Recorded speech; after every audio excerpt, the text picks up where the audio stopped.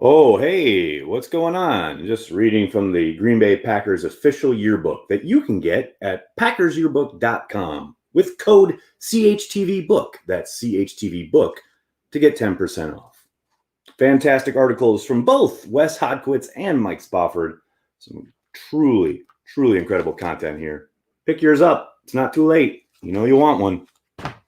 Sorry I'm late. My house is under construction. Essentially. My downstairs neighbors moved out, and my landlord, without letting me know, decided today would be a good day to tear apart the apartment below me and basically have noise from 7 a.m. through whenever. They've, I think, broken for lunch now. So, hey, let's talk some Packers. But the room where I usually meet with you guys is basically a war zone, or it sounds like it. It sounds like bombs going off every 30 seconds. So, I'm coming out here to the living room. Got my Chewbacca mug. I got Chewie and Han right here with me. So, hello. I would say good morning, but it's afternoon now, isn't it?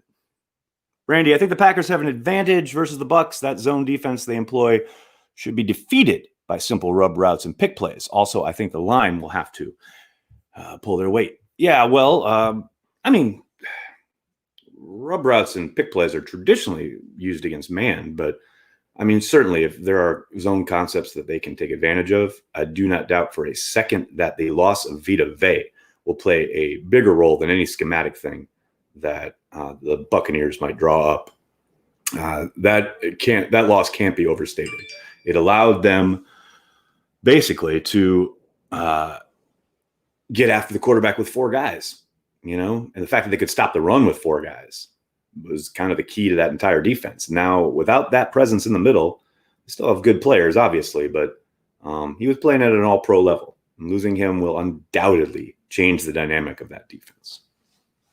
Packers 2.5-point dog. Yeah, I saw that last night. Cool. I mean, you essentially get, 3 for being on the road? So, yeah, it's fine. Basically a push. Corey Mansky, thanks for the super chat. I get it. Aaron Rodgers isn't playing against Brady, but guess who is? Jair Alexander, and he's overdue for a pick six. In other news, Aaron Rodgers won't miss those throws. Foles did. Bring it on. Go, Pack, go. I'm with you. I'm with you on all that. Yeah, I mean, Jair talked about that interception that he let go against the Falcons. He's just got to start holding on to some. He's got him. He's right there. The break is there. He's ready to go. Chris, thanks for the super chat. So was there something in Green Bay that did not allow Jimmy Graham to do what he is doing once again? I mean, I don't know what to tell you. He dropped throws, things that were put right in his hands. So I can't talk about what more the Packers should have done than have Aaron Rodgers place the football in his hands. You got to talk to Jimmy about that one. Maybe it's a focus thing. Curtis, Bears still suck. Correct. Nice pillow nags going soft on us. Well, this is not going anywhere. This is my boys. Han and Chewy. I'm a Chewy mug. I'm Chewy on my pillow. I'm not going anywhere. I'm not changing. It's the way I've always been. You guys are just seeing a little bit of it. Both teams last night seemed pretty mediocre. Packers will be fine against them. I mean, that's a very tough defense Chicago has, and it's what I said all offseason. They're competent quarterback play away from being dangerous. And I don't even think Foles played that well last night, but he gives them a chance. And with that defense, they're going to win a lot of close games. You saw it play out last night. So, I mean, I understand not being scared of another team. I don't think this Packers team should be scared of anybody, but those are both some pretty damn tough teams. And again, short weeks are always kind of misrepresentative of what teams actually are. Did you hear Jimmy say earlier in the year about how all they talk about here is winning championships, here being Chicago? Yeah, Nathan, who cares? I mean, ultimately, he's going to say what he wants to say about the team that is paying him currently. That is maybe something for online fodder that people can get going, but, I just don't care enough. Coyote Pack, yo, what's up? Jennifer, Brady is a poor sport. All right, let's unpack that a little bit, shall we?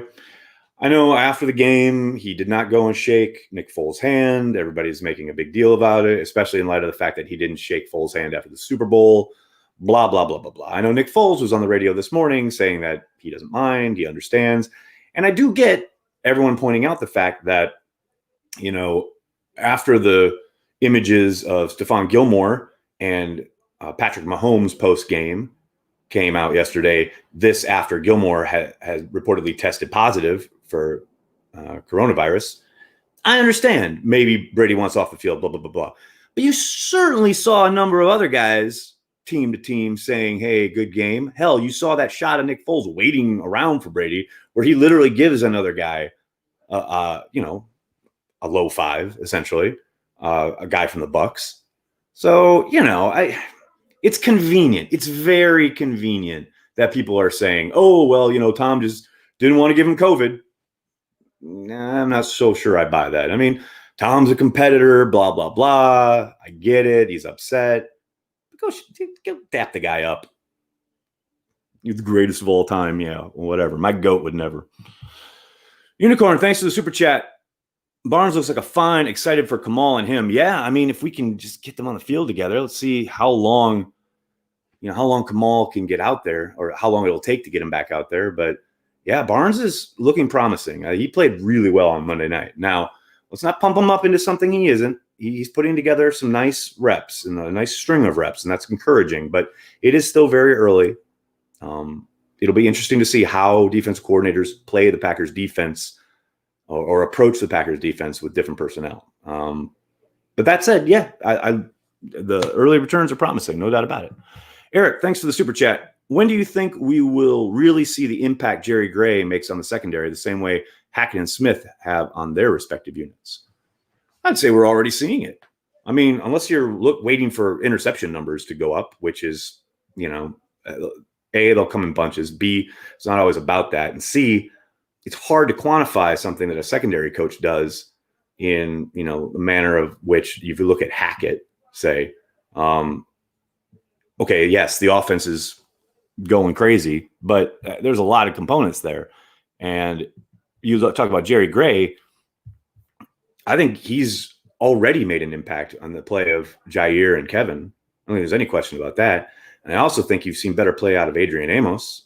I think Savage is starting to round out, which is nice, but I think Amos has taken a step in his game. So, I mean, a lot of that comes down to being in position and playing the technique. And we saw all summer Jerry Gray hounding these guys on technique day after day after day, before practice, during practice, after practice. Clearly, they talk about it in the meetings, etc. So, I don't know. It's hard for me to say he's not having an impact. I think he is having an impact. It's just hard to quantify it. That game was a damn snooze fest. Did you see Brady forget it was fourth down? Nathan, it was hard to miss. Very hard to miss. I think he wanted us all to see he thought it wasn't fourth down, but I think he knew it was fourth down. Like Bruce Arians said after the game, he knew it was fourth down.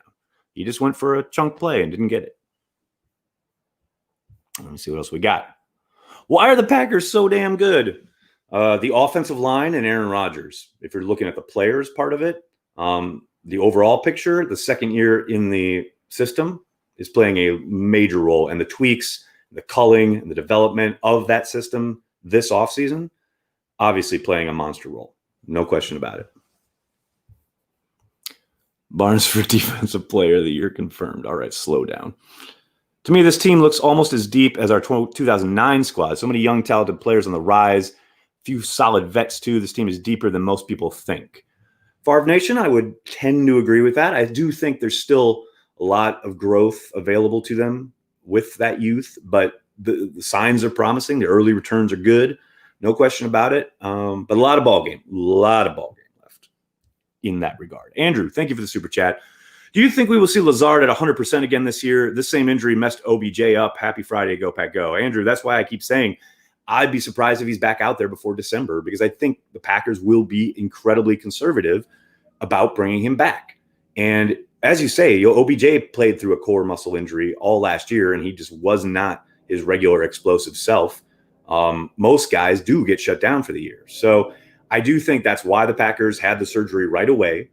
Rather than have him try and heal up on his own and then play through it, they wanted to get the surgery done, put him on IR, and then bring him back eventually. And that will most likely be November, late November, let him round into shape, play him in December. That's what I would think. That's my guess anyway. That is truly my guess. Mm-hmm. Any info on Mercedes? Love that guy. Love Mercedes as well. We won't get anything on injuries or the guys until next week. Probably Wednesday, maybe Monday. Matt will offer something up, though I doubt it. But yeah, our first injury report and look at who's on the practice field and who's not won't happen until next Wednesday. God, I hate the Vikings. Kevin, that might be my favorite comment of the day. I love it. Unicorn, thanks again. Bummed about DeGuara, but excited to see EQ back. I mean, yeah, I hope we get EQ back. He has, obviously sucks because he spent all offseason like really happy that he was going to be returning, and now he hasn't been able to play at all. He's been on IR. I hope we see him back. We'll see. And yeah, DeGuara is a bummer, man. I mean, he looked so promising week one, and now to just basically have to redshirt his rookie year just really sucks. Brett, thanks for the super chat. Did BJ Raji retire officially yet? I don't know. It's a good question. I'm gonna have to do that. Wait a second. Wait, what? What's going on? Week 17, stars sit. Who starts at QB? All right. A lot of ball game left. Can we just watch them beat the Bucks first? And B, hypothetically, it's Tim Boyle. Of course it's Tim Boyle. 1,000,000,000% Tim Boyle. Jair is taking Brady to the house next week. God, I hope so. When is Lazard coming back? Jesse, not till late in the year. Late. Like probably November. Maybe earlier, but I doubt it. Kevin, thanks for the super chat, super sticker, $2. Thank you, buddy. That's greatly appreciated. People super chatting to ask about BJ Raji is the best. Hey, Jared, let me tell you, we may not be the biggest Packers brand in the world, but we have a core audience, and that core knows the importance of one BJ Raji. And someday he will return. I'm going to be like 75 sitting in some virtual reality super chat, and someone's going to mention BJ Raji possibly coming back. I cannot wait. That man will return. Can we talk about 12 Man Alive? Is he good? And yeah, he's good. Correct. He's very good. So St. Brown will return this year, Timmy? That's the assumption. We'll see.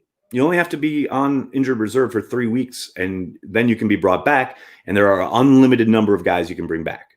Those are the changes this year when it comes to the injured reserve. So the assumption is that, yes, and the initial reporting around EQ's injury was, yes, he should be back. But you never really know. Remember last year when he suffered that high ankle sprain in the preseason?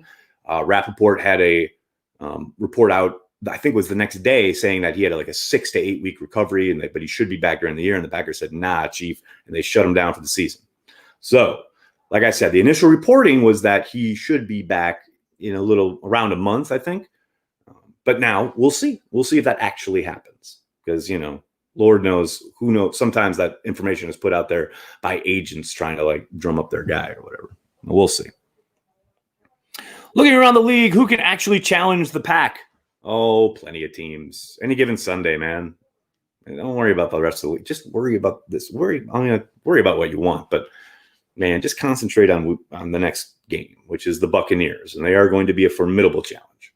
And I think Matt LaFleur has absolutely infested me with this go 1-0 every week nonsense. I mean, it's true though, because as he says, the NFL is a humbling league and it will humble you very, very quickly.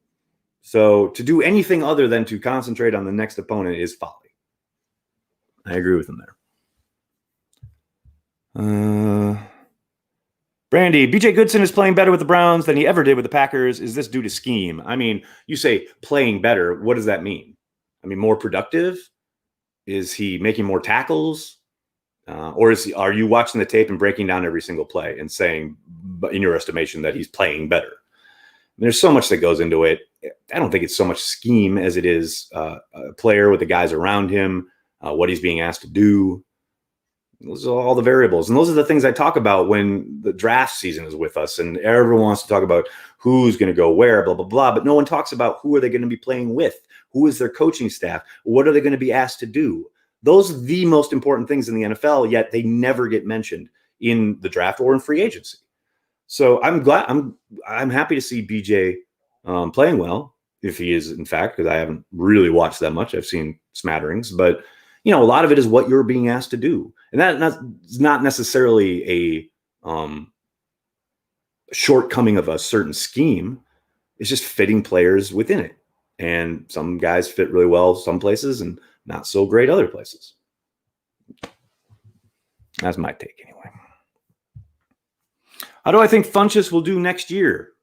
I think he'll be all right. I think he would have fit in really nicely this season, but it's going to be interesting if he's even back. I mean, I know he is, got a certain amount of leeway as far as, yes, he opted out and he will be allowed back, but that doesn't mean that the Packers are necessarily going to keep him. If some of these younger guys start developing and producing, they may say, okay, thanks, we've got what we need. So, I mean, I think, like I said, I think he'd put up numbers. Aaron Rodgers in this offense, hell yeah. But there's no guarantee there at all. Wow, a Funches spam. Well, I just wanted to answer it. So they might be, maybe it's a Funches family member. Love the Solo pillow. Thank you. I love the Solo pillow too. Man, I love that movie. By the way, if you haven't seen Solo yet, do it, because it's a phenomenal film. Everybody gave it shit because it came out right after Last Jedi, and it came basically the same weekend as an Avengers movie, and everyone was tired of all the negativity around Last Jedi and Star Wars in general, so it didn't do well at the box office. That was Bob Iger's fault. He even admitted it. He should have waited, but no, he pushed for an early release, but it's a phenomenal Star Wars film. It's a phenomenal film in general. I cannot recommend it enough. Stefan, thanks for the super chat. Has Aaron Rodgers ever declined a handshake after a loss? I don't know. I don't think so. But people who are concerned with such things would have to tell you that. I'm not quite sure. Unicorn, thanks for the super chat. Do you think Jay steps up after the bye? I mean, steps up is a relative term, right? Will he be more involved? I don't know. We'll see. But he certainly hasn't been asked to do a whole lot in the passing game other than the couple looks that he got in New Orleans. Obviously had the big drops against Detroit. I think they'll continue to utilize him if they feel they have a matchup advantage. But for the most part, I mean, I think you see that Tanyan is the number one guy, and I don't think that's going to change anytime soon. What else we got? What if you did a Zoom watch party with former players like Ryan Grant? I actually did a watch party with Ryan Grant a couple years ago. It was a lot of fun. We'll probably do it again at some point. Riley, thanks for the super chat. Drafting a wide receiver wouldn't make the Packers offense better because it really can't get any better. Oh, you can always get better. I mean, I understand. I think Zach had a good tweet about it last night. Or was it? Yeah, yes, some recently about the Ringer did a piece about all the great rookie wide receivers and how productive they are. And I think Zach made a good point. Like, you can appreciate how well the Packers are doing on offense and still kind of wistfully look at those receivers and go, man, that'd be fun. I totally get that. I mean, I'm not one of those people, but I totally understand if you are. But yeah, the offense, you can always be better. Don't forget, like, this first kind of month of the season, the Packers have had plenty of drops from their wide receiver group. If you take those away, Rodgers' numbers are even better. So always looking to improve, always getting better. But I hear you. I totally hear what you're saying. Eric, thanks to the super chat. My favorite part of Solo is in the beginning when he tries convincing everyone his rock was a thermal detonator. That was phenomenal. I just love it because it's like, it's Kasdan, and Kasdan Sr. and Jr. And, Lawrence Kasdan has forgotten more about Star Wars than most of us will ever know. He wrote all the great lines for Han Solo. So, of course, he needed to come back and do this film. I just love it. A Brady-led team was content with going to half with 2 timeouts, 50 seconds starting at the 25. Well, I mean, they were down, some offensive personnel, and they've still only been working together for a limited amount of time. So I guess I understand, but I'm with you. You got Tom Brady, the greatest clutch, blah, blah, blah. Yeah, you don't want to push. And you got Bruce Arians, who's Mr. like, push it down the field. Let's go. And you don't try and score there? It's kind of weird. Cyril, thanks for the super chat. Shout out to the awesome female contributors of Cheesehead TV. I'm down with that, man. They all do a phenomenal job. Ken, thanks for the super chat. Thanks for another one. That's nice of you to do. Can you do Packers Daily here from now on? No, just for today. It's too much white. I got to get this painted. Why don't you like Antonio Brown for the Packers? Because I like to be able to count on guys. The guy's, facing an 8-game suspension, which he's essentially serving right now. He's got a lot of off-field stuff still hanging over him.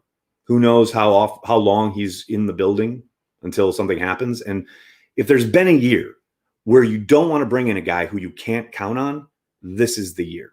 The Packers are doing a phenomenal job of handling their COVID protocols, of being responsible, of being accountable. And if Antonio Brown has proven anything in the last two plus years, is that he can't be counted on.